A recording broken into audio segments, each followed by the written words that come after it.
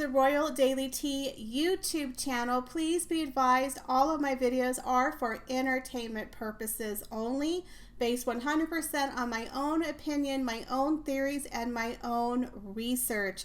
All of my information can be found on the public domain and falls under the fair use guidelines. Please feel free to do your own research. Hello and welcome back to the Royal Daily Tea. I hope everyone had a lovely weekend. So today is going to be kind of a doozy of a video. It's piggybacking off a video I did a few months ago, and boy did I get a little bit of backlash on that video, but I feel it's a very, very real and important topic to talk about. So if you're the type of person who gets offended by conspiracy theories, talking about the royal family in the future, then maybe just don't watch this video, because we really are going to address some things, and it's very, very important to address. So again, if you get easily offended, don't watch this video, but this is a real topic of conversation. And if you're a royal family lover, a royalist, these are very realistic questions. And I believe a lot of you probably feel the exact same way that I do, but we're going to talk about it. So, is Britain facing the fall of the House of Windsor? Now, I did a video a couple of months ago talking about, can the royal family or will the royal family become extinct? And boy, did someone get really mad at me for that. But you guys, I mean, there's so much stuff going on with the royal families. We're living in a world that's about cancel culture. We thought that 2020 was going to be, a bad year, and that 2021 was going to be a better year. But 2021, guys, was just the ugly stepsister of 2020. And I think 2022 is the other ugly stepsister. The two from Cinderella, kind of like the York sisters. Well, I think 2021 and 2022, if ever there were years that were ugly stepsisters, it's these two. Back in 2019, we all wore those little happy 2020, the roaring 20s. 2020 is going to be my year. We all thought that was going to happen.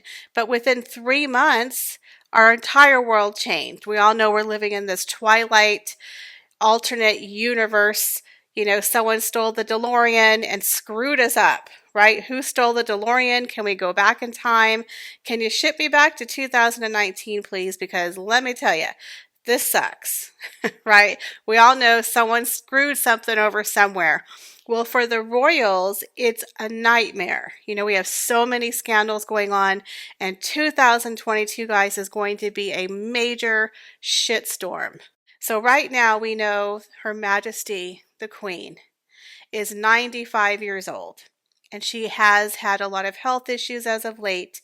I think after her husband passed away, she has slowly started to have a major decline. When someone gets to be of that age, they can go down very quickly, very rapidly. And she's, had to pull out of quite a few engagements. Well, this is her very first Christmas in over 70 years with not being with her husband. We all saw the really sad photos of her at the funeral. She just looks so defeated. She's so tiny. And this poor woman has the weight of the world, the weight of the monarchy on her shoulders. But after the Queen passes, the face, the look, the appeal, the future of the House of Windsor, guys, is going to be in major jeopardy. It is right now. I don't know if you're aware, but there's a lot of people. It seems like there's a lot of anti-royalist kind of moving up. We just had that BBC docuseries by Amal Rajan, who is, not a monarchist. He basically did a 2-part docuseries trashing the royal family. And he works for the BBC. And they approved this docuseries without going through the royal protocols. Then you have celebrities who believe what Meghan and Harry say, that they're victims. We have this royal author who wrote a book stating that Prince Charles, the future King of England, was the one who made those questionable, comments about Archie's skin color. Then we have Prince Andrew, who's tied up with the whole Epstein scandal. That's not even all of it. Then we have the scandal with Prince Charles and the CBE honors with the Saudi billionaire and how Harry just threw his daddy under the bus, you know? Then we have the royal rift between Harry and his family and his memoir that is coming out next year with more doozies that he's going to put in the book. Then we have the bullying allegations from Meghan. You know, a lot of people are starting to ask, what's going on with the bullying allegations? You know, the palace did a private investigation investigating the bullying claims that were made against Meghan Markle. Oh, you know, according to an inside source, people are saying, well, where's the investigation findings? Why don't we know anything? It doesn't take that long to interview the witnesses and come up with a report. But Buckingham Palace is being silent. The royal family is trying to bury this. They want to keep this quiet for as long as possible because it's not a good look. It's not a good look for the royals. They're having Andrew's name being dragged through the paper right now. We have Prince Charles and that scandal with the Saudi prince. Then we have the racism claims, right? Then we have the bullying allegations. That's going to come out. Then we have Harry's book. We have the Platinum Jubilee. And then we have the 25th anniversary of Princess Diana's death in August of next year. Now, I don't know if you've realized, but Diana was everywhere this year. Her 60th birthday, we had the statue unveiling, we had Diana the musical, they had the Spencer movie, they even had a docuseries on CNN about Princess Diana. Now, I'm a Princess Diana fan. I am an OG Princess Diana fan, but even I was Diana'd out this year. I love Diana, but I feel like we all know her story. She's been gone for 25 years, so there's not really any new information to share. I've read everything. I've watched everything. I watched the very first episode of that CNN miniseries, and I was bored because I don't need to rehear her story for the 100th time. We get it. We all know what happened. I was Diana'd out. But next year, for the 25th anniversary of her death, that's going to bring up a whole bunch of worms. You know, all the people who were mad at Charles and hated Camilla for what he did to Diana, all the people who believe the royal family might have had something to do with her death, all the conspiracy theories, and of course Harry sitting there saying, well, because my mother's boyfriend was not white, you know, they wanted to get rid of her. Even Harry was stirring the pot with this controversy. You know, I had dinner the other day with a really good friend of mine, and I was talking about, you know, my channel, The Royal Daily Tea, and about the royals, and she's like, you like the royals? And I'm like, yeah, you know, I do the Royal Daily Tea. She hates the royals. She thinks the royals are reptiles. She thinks they're horrible, that they're associated with the elites. Well, I couldn't argue because we have Andrew with Epstein. But unfortunately, you know, some people, they go down that white rabbit hole on TikTok or on YouTube and they start watching these crazy conspiracy theory videos where they literally think the queen is a reptile. I'm not kidding you. People think they're aliens, they're reptiles, they're part of this whole other thing that I can't even discuss on here. It goes deep, guys. It goes way down the rabbit hole. And I have to be honest with you, I've watched a couple of those videos and it does make you question a lot of things. But I'm a royal fan and I'm staying a royal fan. But there are people who have these beliefs out there. So having all this other stuff to add to the pile is not helping the House of Windsor. So with the 25th anniversary of Princess Diana's death, it's going to open up the old wounds. More TV shows, more docuseries, more magazine coverages, news articles about the death, and then of course the conspiracy theories, and then Dodi Fayed's dad's probably going to be on TV talking about it, and then Diana's family. It's going to be open again. And as much as I love Diana, it's like, I don't know if I can deal with it. It's the 25th anniversary and it's a horrible event, but there's going to be something that's going to be done, some kind of remembrance, something.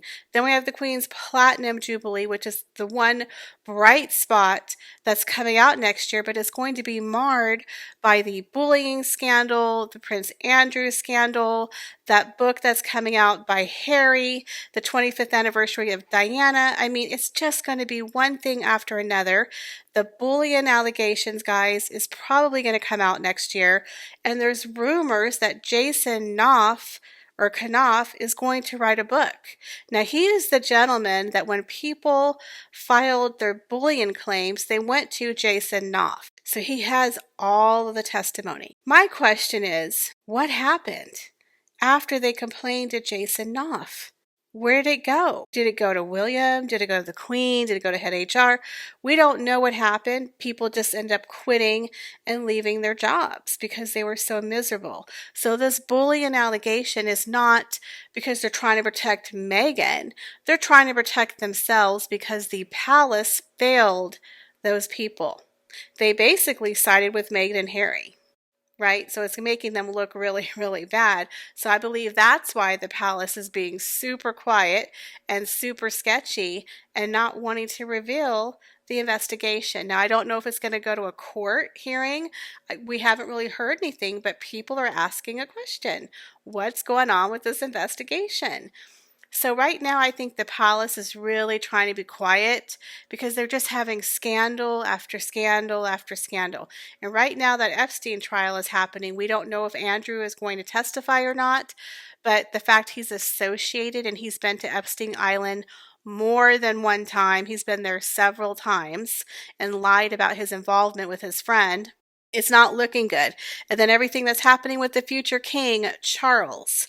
You know, if heaven forbid, if Her Majesty passes away next year and Charles goes to the throne, one, he's not super popular. Two, he has those supposed allegations of him being the royal family member making those comments about Archie's skin color. Three, he's attached to the Saudi billionaire, what is it, the CBE scandal that Harry talks about where, you know, this Saudi Arabia prince was trying to buy the golden visa in exchange for donating large sums of money to Prince Charles's foundation. Then we have the rift between the father and son, where Harry talks about his genetic pain. And then we have the book coming out where Harry's going to probably slam his family even more.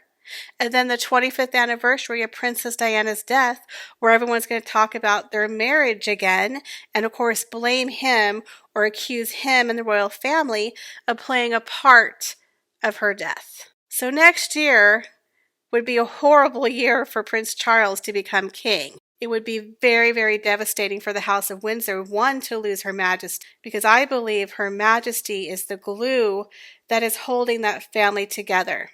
Now, I know a lot of people love the Cambridges, and I love the Cambridges, but I don't know if you've noticed. If you looked at Kate recently, in my opinion, she looks extremely tired, extremely stressed.